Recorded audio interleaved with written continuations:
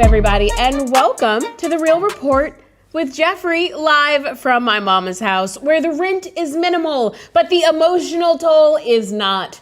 Y'all, discrimination is over. You see, according to the Supreme Court, institutionalized racism is like the check engine light on my Jeep. Ignore it long enough, and baby, it don't matter. So I guess me doing a live show in my mama's basement and a cheating ass Klay Thompson are also made up. Get over it, Megan. Nah, I'm just kidding. He's trash. Now, just last week, the Supreme Court gutted the Voters' Rights Act of 1965. And y'all, we are all screwed. In a majority opinion in the case, Louisiana v. Calais, it struck down the creation of a second majority black congressional district in Louisiana. And in so doing, the court rendered Section 2 of the Voters' Rights Act basically useless, making it nearly impossible to prove that a gerrymandered map violates the right of voters of color.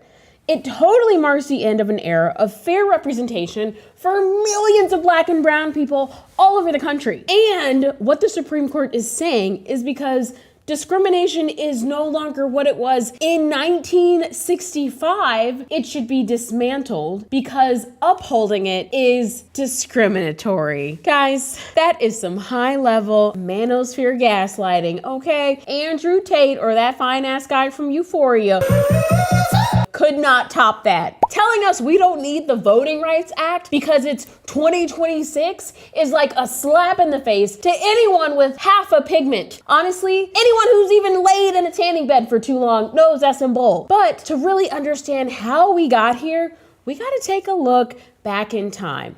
Now, the Voting Rights Act of 1965 is a massive deal, and losing it is screwing us worse than Diddy at the BET Awards. And he got the Lifetime Achievement Award and the keys to New York City before the feds started doing a synchronized swim through his floorboards in baby oil. Now, the Voting Rights Act transformed America by effectively ending the Jim Crow era, and it ultimately ended institutionalized discrimination in U.S. elections. Then President Lyndon B. Johnson made civil rights a priority, and as such, he created landmark legislation, giving black people unprecedented access to deciding who their legislators would be. But y'all, he ain't do it alone. Countless community members and civil rights leaders sacrificed their homes and their bodies and their very existence to secure the right to vote and be represented for all Americans. Now, guys, if you want to learn more about that period, check out this video. And y'all, watch the vid. It's got more drama than a text with your ex after an I'm late message. Now, to fully understand the significance of the Voters' Rights Act, we got to break down a key part of what it ended: race-neutral policies. You see, race-neutral policies are things like grandfather clauses or poll taxes, literacy tests. And if you don't know, race-neutral policies were like the original terms and conditions. Nobody fully understood them, yet they were designed to ruin your life. Literacy tests were the original, "Are you a robot?"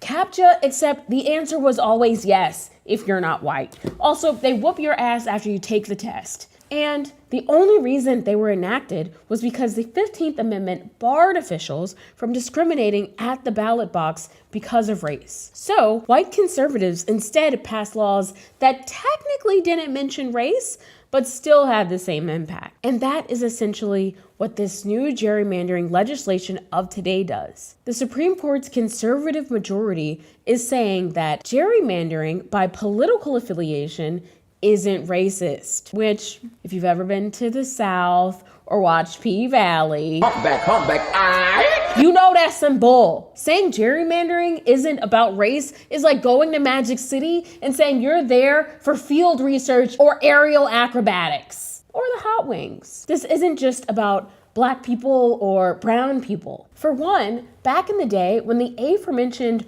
race-neutral policies were enacted, it didn't just impact the black people it was meant to ban. It always impacted poor white people. It's anyone that isn't aligned with a very specific political agenda.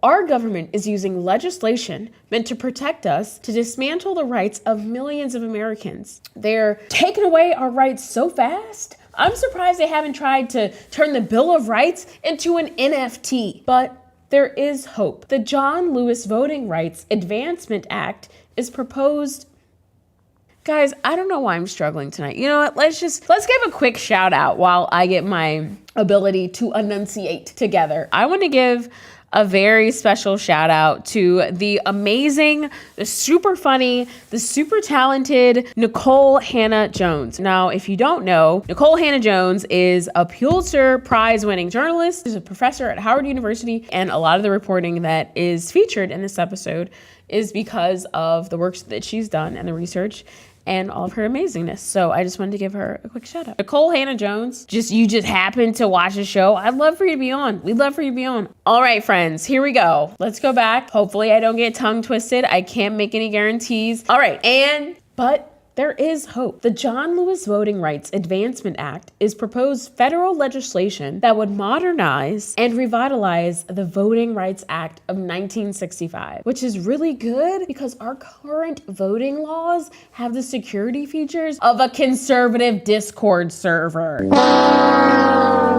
Now, the John Lewis Act would strengthen the law, moving us closer to ending discrimination in voting and guaranteeing equal access to the ballot. Also, we got to see what happens this fall, y'all. The 2026 midterms will mark a renewed effort in the voting rights for Americans all over this country. It's important that now more than ever, we get out and vote and let our voices be heard. It's a chance for folks to make it known that this kind of legislation that is currently being passed is not reflective of who we are as a country. Now, guys, I have to go start a 2-day bus trip to Miami because Spirit Airlines is canceled, but I'm still trying to get flued out. I guess it's bust out? Now, I'll see y'all next week. I'm Jeffrey, and this has been The Real Report live from my mama's house. Bye!